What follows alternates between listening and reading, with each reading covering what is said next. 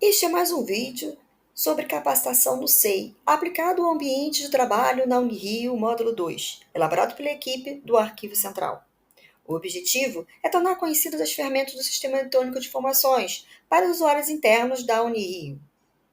E traremos hoje um pouco mais sobre a organização da área de trabalho do SEI, utilização de marcadores, atribuição de processos, o uso do bloco interno, a classificação de grau de acesso dos documentos, a inserção de links nos documentos e sobre o bloco de assinatura, conclusão e arquivamento de processo e tramitação de processo. Mas, antes de tudo, vamos voltar ao site da universidade. No site da universidade, além das notícias, o acesso às unidades da universidade, nós também temos acesso aos portais. Esse acesso aos portais, nós temos acesso ao SEI e o portal de processos, que são o acesso à tramitação dos processos no SI, que é o Sistema de Informações para o Ensino, que nós estamos utilizando concomitantemente com o SEI. Ao clicar no portal SEI, vocês poderão ter acesso à pesquisa pública, o acesso externo e o acesso interno. O acesso interno é o próprio SEI, sei.unirio.br.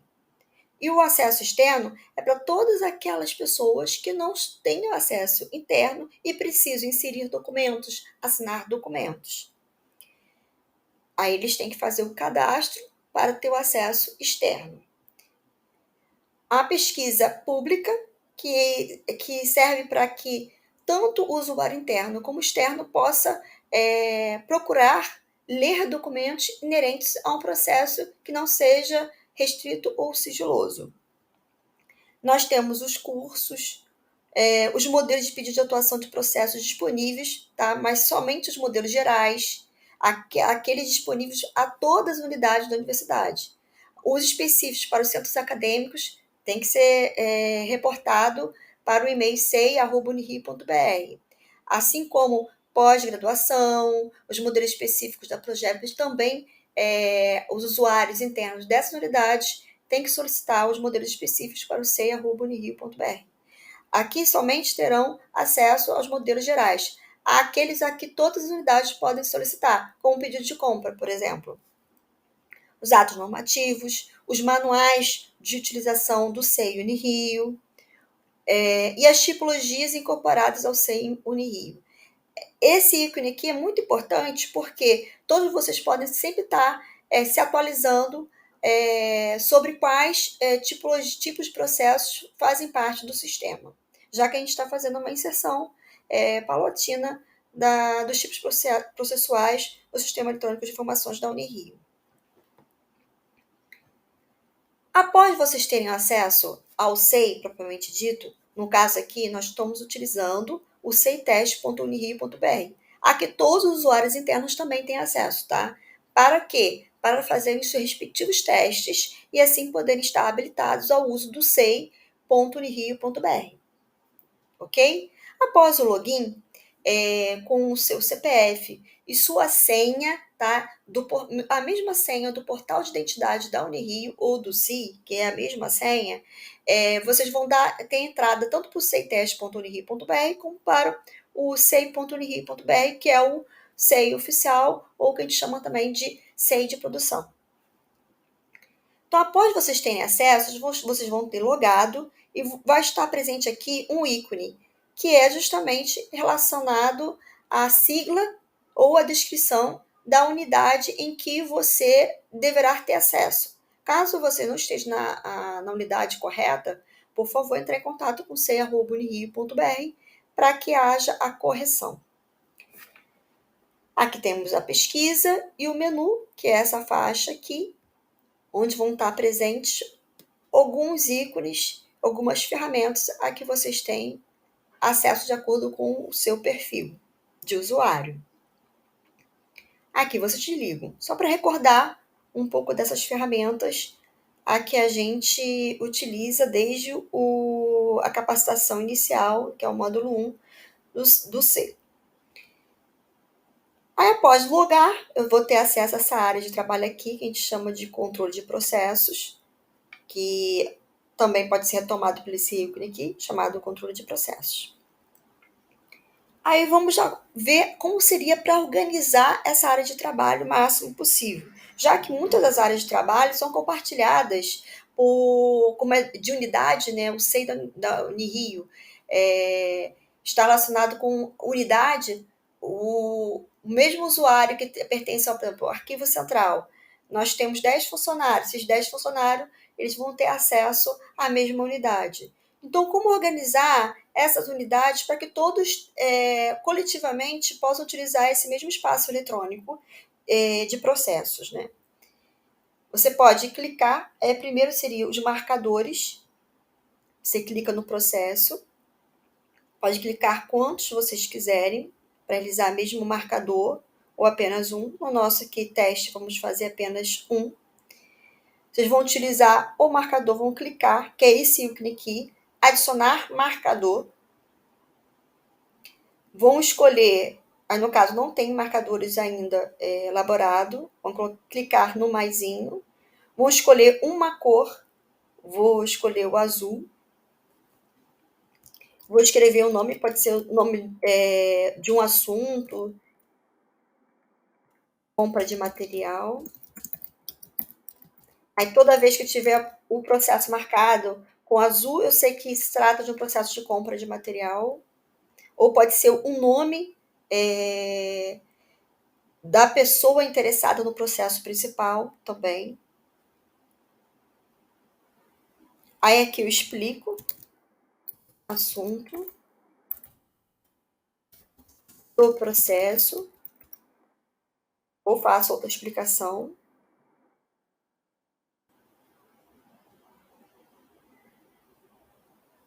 Aí ele fica com esse marcadorzinho aqui. Ao clicar, passar o mouse sobre, na verdade, vai estar escrito aí compra de material, assunto do processo, tá? A explicação, né? Se for o nome do interessado, aí vocês colocam a explicação conivente, né? Conveniente com o que vocês estão descrevendo. Aí eu cliquei, aí eu posso fazer marcadores para todos os processos que estou na minha área de trabalho. Os marcadores são interessantes quando a unidade ela perdeu muito tempo o processo na sua área de trabalho e essa unidade não pode fazer a conclusão do processo, porque ele está tramitando ainda. Então, enquanto ela estiver com o processo ali, né, porque tem muitas unidades que têm poucas tramitações de uma unidade para outra e aguarda muito tempo ali. O ideal é realizar a inserção de marcadores para melhor sinalização, né? É claro, se for um assunto só, não tem necessidade. Mas eu trabalho com muitos assuntos, aí tem a necessidade de incluir marcadores. A outra ferramenta é a atribuição de processo. Eu clico no processo, um ou mais, tá? E coloco e aperto o ícone atribuição de processos. Ao clicar, vão aparecer todas as pessoas que têm acesso à minha unidade. Eu vou escolher aqui o meu nome, estou atribuindo a mim mesma, e vai ficar com o CPF aqui ao lado. Essa ferramenta é importante quando a minha unidade ela recebe muitos processos e eu preciso dividir com minha equipe quem vai cuidar de qual processo. Então, aí a pessoa entraria com seu login e senha, estaria atrelada à mesma unidade e visualizaria melhor qual processo que ela iria trabalhar, tá? Para que não houvesse essa concomitância de trabalho de duas pessoas diferentes da mesma unidade em um mesmo processo. Outra ferramenta, a mais importante de todas, na verdade, é a bloco interno, tá? Esse bloco interno, vocês estão aqui, tem acesso ao menu, por isso que é importante saber que, ó, menu sai, menu volta. Eu venho aqui em bloco, aperto em bloco interno. No bloco interno, eu posso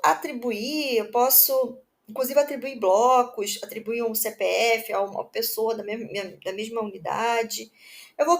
Posso criar quantos blocos eu quiser. Vou criar o meu bloco por assunto. Compra de material de consumo. Aqui não tem grupo cadastrado, salvo. E vou criar um outro.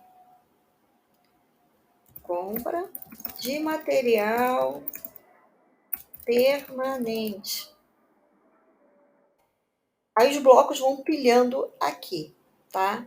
E vocês vão poder visualizar um bloco, ó, clicando na lupa. Não tem nenhum processo, então não vai aparecer nada.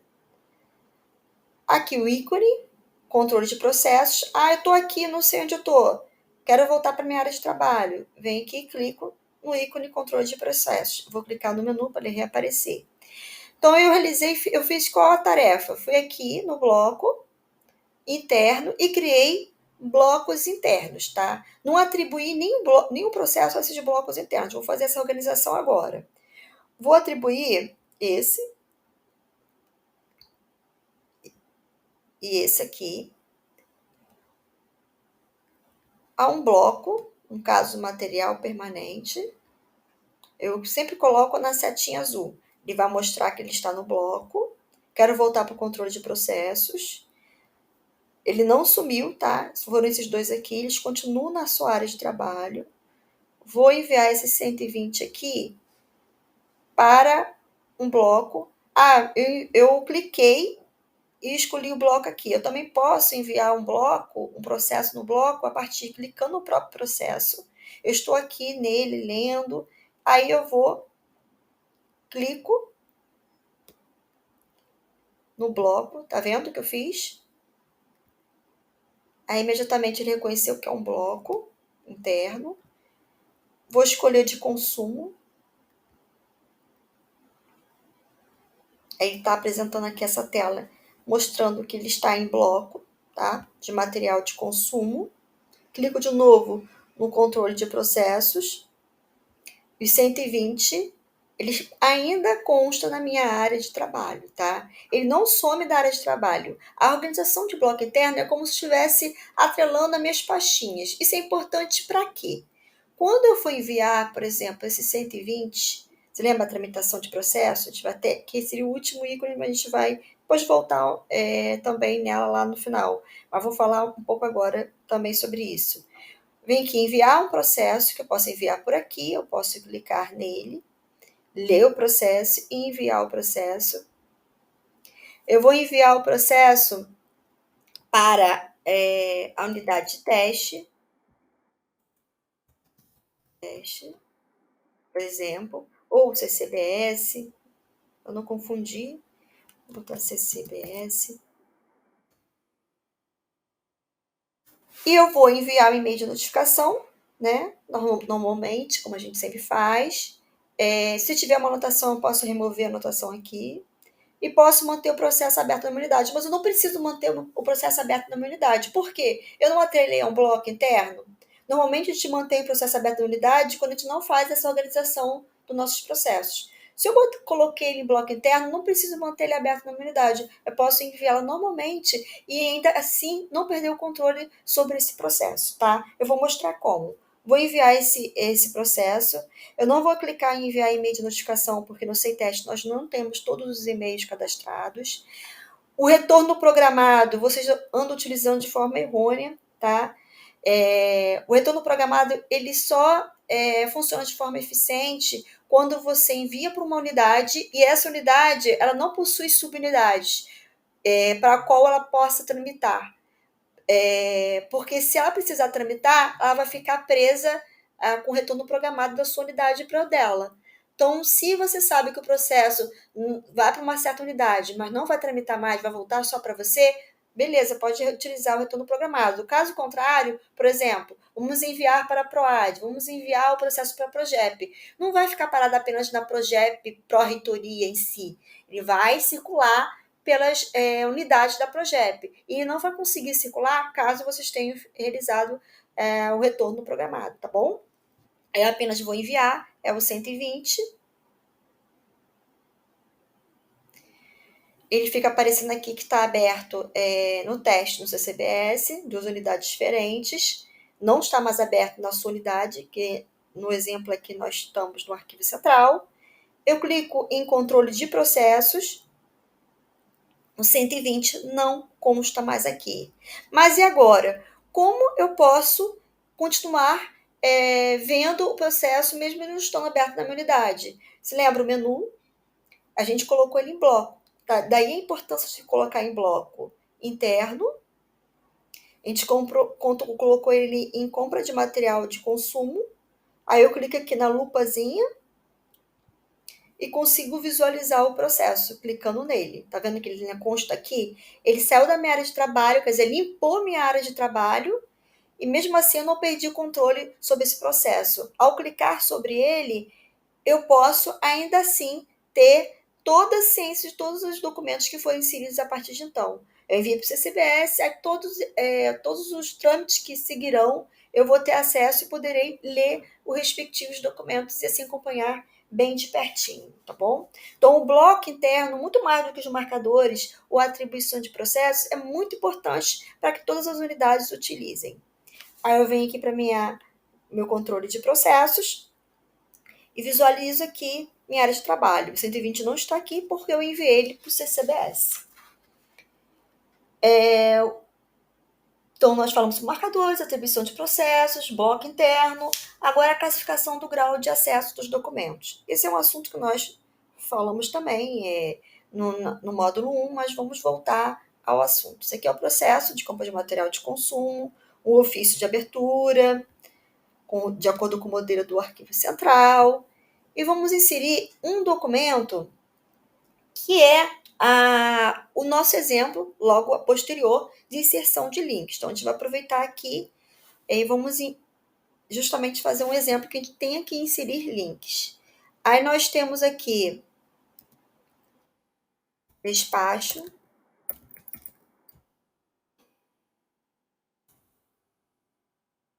Não, na verdade, termo de ateste do documento fiscal, que é um exemplo de documento que precisa que sejam inseridos links de documentos internos.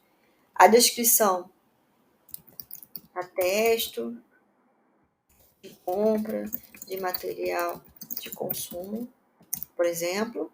Nome na árvore. Como é um documento interno, é sempre a sigla de quem está produzindo, então é só olhar aqui para o canto superior direito. No caso, é o arquivo central, no nosso exemplo.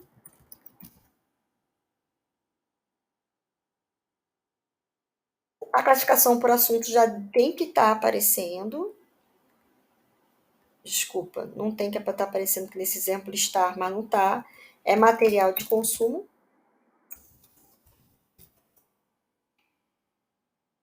A inserção de documentos, a maioria deles não vem e a gente tem que classificar os assuntos. E a classificação ele sempre está aqui o assunto no primeiro documento.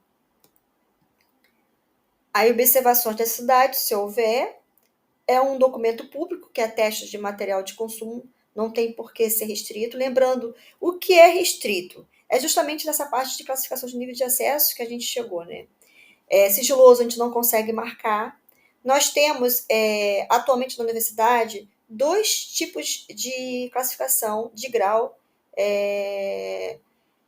que é o restrito e o público, tá? Os processos, às vezes, já vem marcado público, ou já vem restrito, ou vem para vocês marcarem. Nesse aqui de material de consumo, e material de consumo, material permanente também, é a própria usuário que vai identificar quando é restrito e público. Um despacho de atesto, ele é considerado público, porque ele não tem informações restritas. Quais sejam essas informações restritas? Quando é o CPF da pessoa, mais o nome, o endereço, e-mail, assuntos sobre a saúde da pessoa, e outros assuntos de natureza sensíveis, além dos próprios dados pessoais da pessoa. Só o nome não é considerado um dado pessoal, tá bom?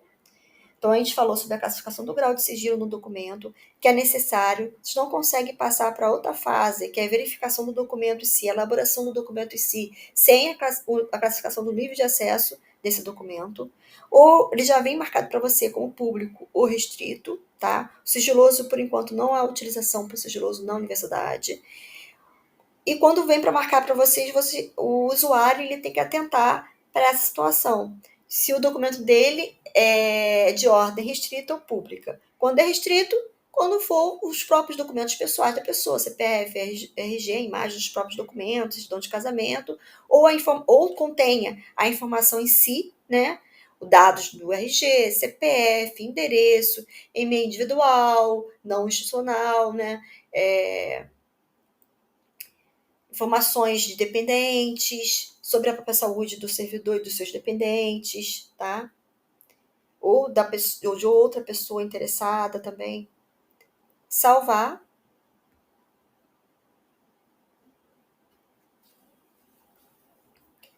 Aí, quando você salva, é um documento interno. Então, todo documento interno da universidade, além de conter aquele formuláriozinho, né, necessário para que a gente possa pesquisar esse documento futuramente, ele abre um modelozinho, tá? O modelo de atesto de documento fiscal, que foi elaborado juntamente com a PROAD, ele tem o próprio modelo que deve ser seguido pelo usuário interno. E como que é isso, né? Como eu consigo editar? Eu apenas digitando, eu não consigo, utilizando o mouse também. Eu tenho que clicar no editar conteúdo. Aí eu clico no editar conteúdo, aí eu tenho acesso a justamente essa parte de edição. Aqui o nome do interessado acabou não sendo reportado, aí eu vou editar.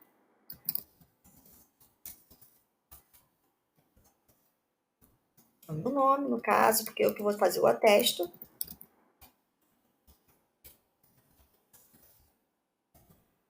Eu vou colocar meu cargo, minha função.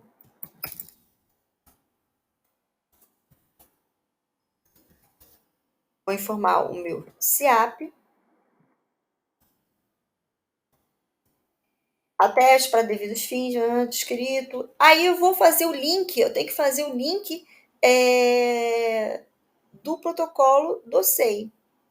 Aí esse link, como que eu devo fazer esse link? Eu vou, que é justamente inserir links nos documentos. Eu posso, olhando assim para minha tela, deixa eu permitir aqui, permitir gerenciamento.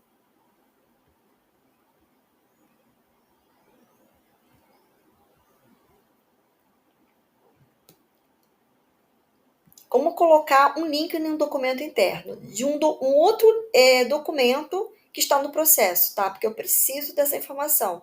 Eu venho aqui, são dois caminhos, tá?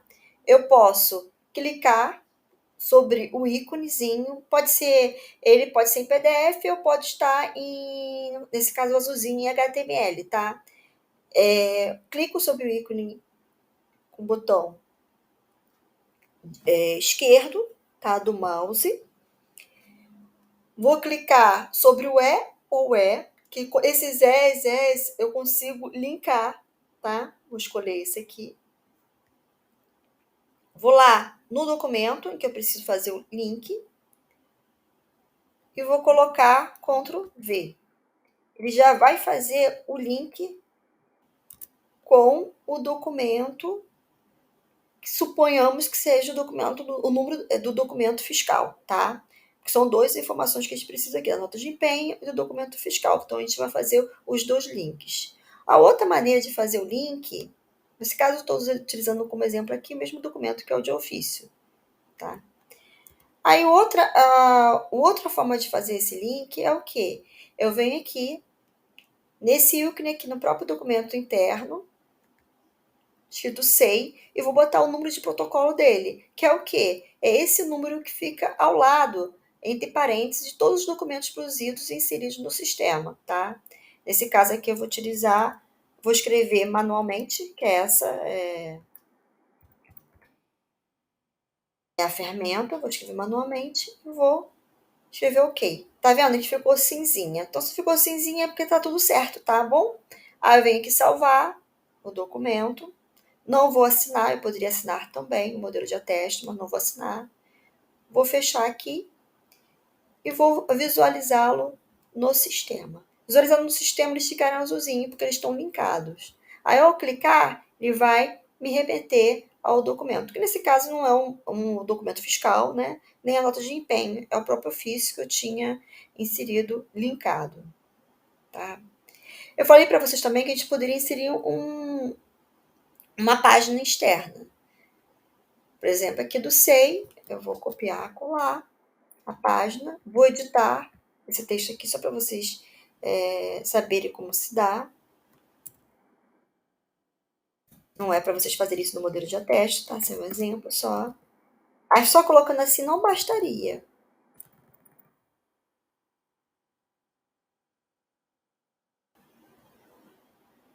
Não é aqui, desculpa.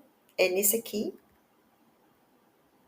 Aí vou colocar site do SEI, Unirio. E que eu vou colocar. Aí ele vai estar linkando aqui, até com uma máscarazinha, aonde eu posso linkar externamente. Aí eu vou salvar, posso assinar ou deixar para assinar depois. Aí eu clicar e vai me remeter ao site do SEI. Ok? Então, nós aprendemos duas maneiras de linkar, fazer o link em um documento de outros documentos no mesmo processo e também como fazer um link, né, colocar um link, um documento interno dentro de um processo no SEI, tá bom? Agora, o mais importante, aí posso assinar aqui, né, o documento, ou posso criar um bloco de assinatura, tá? Por acaso, esse documento não sou eu que assino, é uma outra pessoa que não tem acesso à minha unidade. Aí, como que eu faço isso? Eu vou lá, volto para o bloco, para o controle de processos, menu. Tem como fazer isso dentro do processo, mas vamos fazer o caminho mais formal. Vem aqui o menu, blocos. Aí o bloco interno a gente já utilizou, vamos utilizar o bloco assinatura, tá? Vou criar um novo bloco, porque não tem um bloco aqui que sirva para mim. E vou fazer a descrição. Assinatura CCBS. Faz de conta a pessoa que precisa da assinatura, ela é de uma unidade do CCBS ou ligada ao CCBS. Eu posso colocar quantas assinaturas, unidades que eu preciso recolher assinatura. Se eu precisar recolher assinatura do reitor, boto o gabinete do reitor, pró-reitoria, eu coloco a pró-reitoria ou outra unidade, tá? Eu posso colocar quantas unidades forem necessárias de pessoas que precisam assinar que não estejam na minha unidade, tá? Só tem que ter esse parâmetro, não deve estar na minha unidade. Se tiver na minha unidade, eu assino e depois indico no bloco de assinatura. Ou coloco também para assinar todo mundo. Aí eu coloco aqui minha própria unidade e as outras unidades, tá bom? Isso depende da fila de pessoas que eu preciso que assine, tá? Aí eu ponho aqui CCBS, nesse caso no meu exemplo aqui, vou salvar. Isso é importante para que qualquer pessoa da sua unidade possa identificar para que serve aquele bloco. Aqui seria para visualizar o bloco. Essa indicação de canetinha aqui, tá vendo esse exemplo aqui? Que está mais abaixo, diz que o bloco foi assinado, tá bom? Que o documento que precisava ser assinado foi assinado. Vem aqui para o controle de processo. Estamos no processo 194. Então, nós fizemos o termo de ateste de documentos, que por acaso não sou eu que vou assinar. Quer dizer, vai ser eu, mas vai ser eu em autoridade. Porque é o exemplo, né, de operação. Mas digamos que eu fiz o documento da minha unidade e eu preciso recolher a assinatura de outra pessoa que está atrelada à outra unidade. Ela não tem como acessar esse documento para assinar. Então, como que eu faço isso? Eu faço o bloco de assinatura. Nesse meu exemplo, eu coloquei uma unidade só, mas poderia ser mais. Agora, eu criei o bloco de assinatura. O que a gente vai fazer a partir de agora? Vamos atrelar o documento para que seja assinado. É importante que, quando vocês forem escolher um bloco de assinatura, vamos voltar aqui, tá?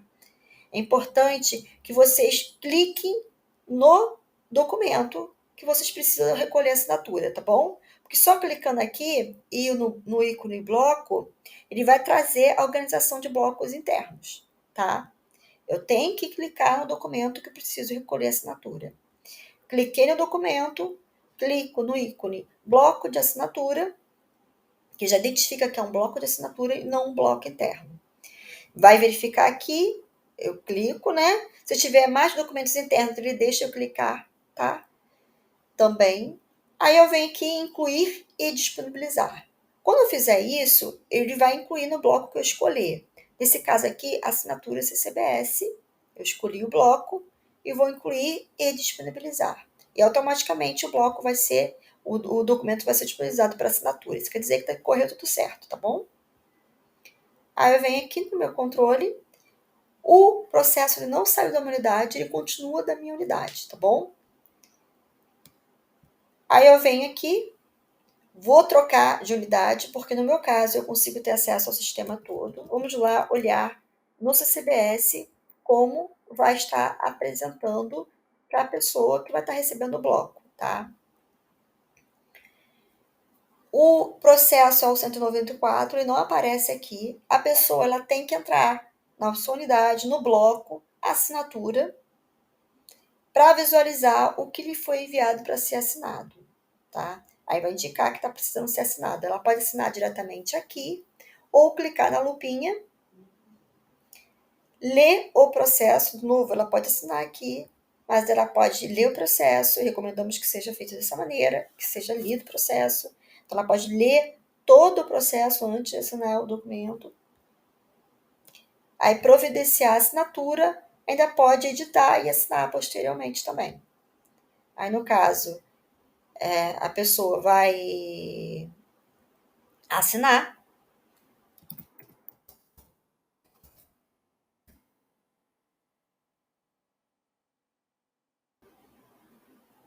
Assinou.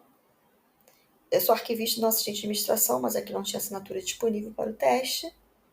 Então, eu escolhi aqui uma função, tá? E foi assinado. Lembrando, ó, novamente, que o processo não está na área do CCBS, tá? Foi assinado por uma pessoa integrante do CCBS, mas não está no CCBS. A pessoa que recebeu o bloco assinatura, também pode, ó, devolver o bloco, tá?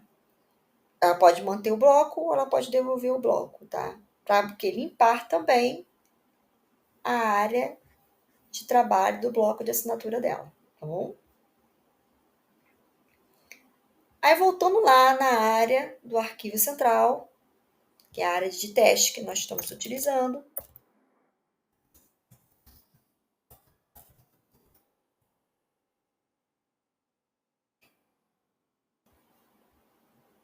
O 194 está aqui e vem o sinalizador. Um documento foi incluído ou assinado neste processo, tá?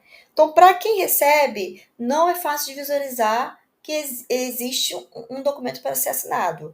Mas para quem produz o bloco de assinatura, o sistema avisa a pessoa, né, a unidade, que um documento foi incluído ou foi assinado. Aí, lendo aqui o termo de atesto, a Fabiana lá do CCBS assinou o documento, tá bom? Meu documento está pronto para prosseguir a sua vida aí no processo. Aí nós falamos sobre a classificação, inserção de links, o bloco de assinatura e vamos falar sobre conclusão e arquivamento de processo. Então, eu poderia tramitar o processo, né?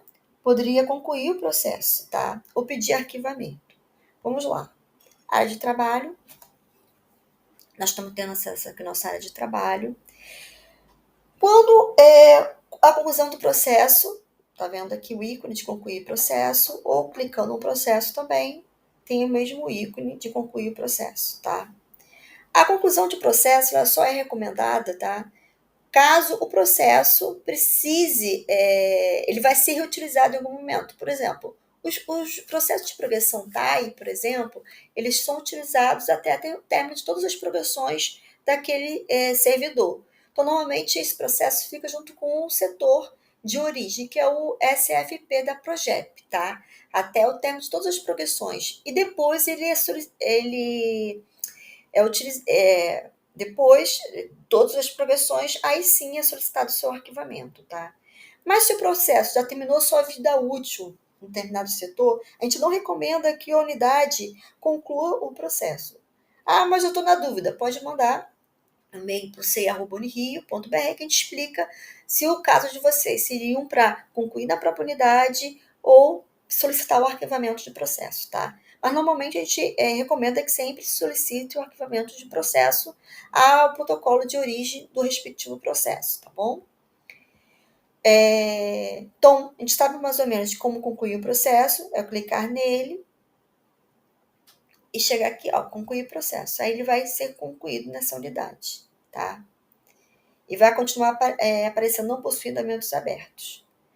Mas a gente recomenda que não seja feita dessa maneira, que ou envie-se um e-mail para o sem@unirio.br para receber a orientação adequada, ou faça um despacho de arquivamento de processo, tá bom?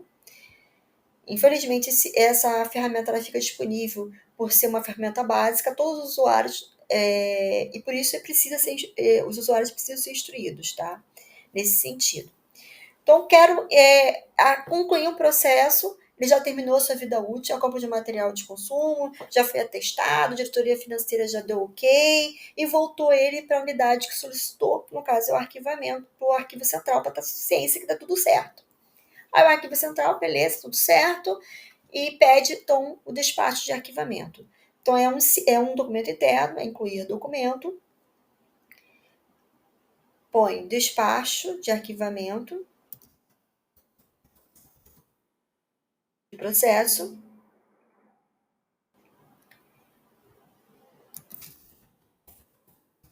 eu escrevo aqui uma descrição, nome na árvore de documento interno é sem que a gente está produzindo, o ícone ou o nome. A classificação do assunto é sempre do processo, que está sempre aqui no ofício, tá? No nosso caso aqui é compra de material de consumo. Um despacho de arquivamento é um documento público. É claro, o processo está como restrito, vocês não vão conseguir mudar, tá? Porque aquilo que eu tinha falado anteriormente, ou o processo na universidade, ou ele vem totalmente restrito, vem totalmente público, ou ele vem para vocês marcarem o restrito ou público, tá? No processo de compra, vem com essa opção de o próprio usuário marcar como restrito ou público. Só que o despacho de arquivamento não tem por que não ser público, tá bom? Salvar. Aí vai aparecer as opções. Vocês vão clicar deferimento do pleito, indeferimento, a opção mais adequada. Vocês vão salvar e assinar, ou salvar e deixar para o chefe assinar, porque lembrando que várias pessoas podem ter acesso à mesma unidade. Aí, no caso, eu vou eu mesma assinar.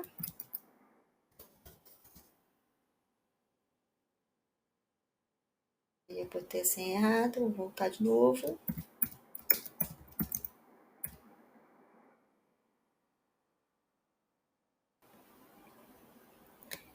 Aí ele assinou, aqui a assinatura do SEI.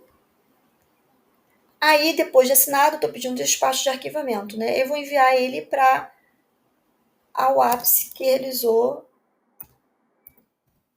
a autuação do processo, nesse caso foi a SPG. Aí o protocolo vai receber esse despacho de arquivamento e vai realizar o trâmite adequado ao arquivamento do processo, tá bom? Então, para recapitulando, a conclusão de processo ele fica disponível para vocês, tá, usuários internos, de maneira geral, mas a gente não recomenda a utilização indiscriminada da conclusão de processo. Se for fazer a conclusão de processo, não esqueça de fazer o bloco interno antes, porque senão ele não fica visível. Vocês teriam que saber o número ou o dado da informação para poder retomar esse processo. No bloco interno ele ficaria lá, igual aconteceu com compra de material de consumo, que é o 120, tá? Que ele continua aqui, embora não esteja aqui, tá bom?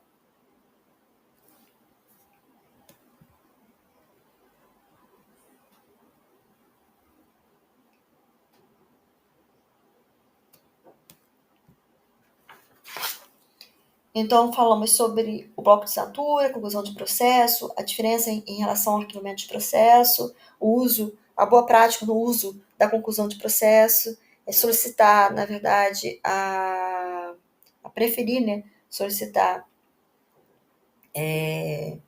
o arquivamento do processo ao protocolo de origem do processo e a tramitação do processo, como vou pegar 158 aqui como exemplo, que é só tramitar e enviar o processo. Vocês também podem fazer o envio de um ou mais processos por essa área aqui, é só clicar, né?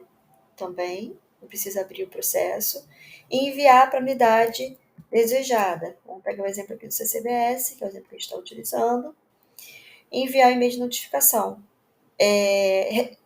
Não utilizar o retorno programado, porque ele prende a uma determinada unidade, só se vocês souberem que essa unidade vai ter que devolver para vocês, tá bom? E não haja subunidade dentro dessa unidade para a qual ela possa enviar no SEI, porque vai estar prendendo no sistema. E ela não vai conseguir fazer esse trâmite. E vocês podem enviar, como eu já tinha falado. Então, foram essas as ferramentas que a gente precisava ver com vocês, que muitos usuários tiveram dúvidas ao longo desse tempo que nós já temos de implantação. Nós começamos a implantar o sistema desde junho de 2022 até agora. Espero que tenha sido proveitoso.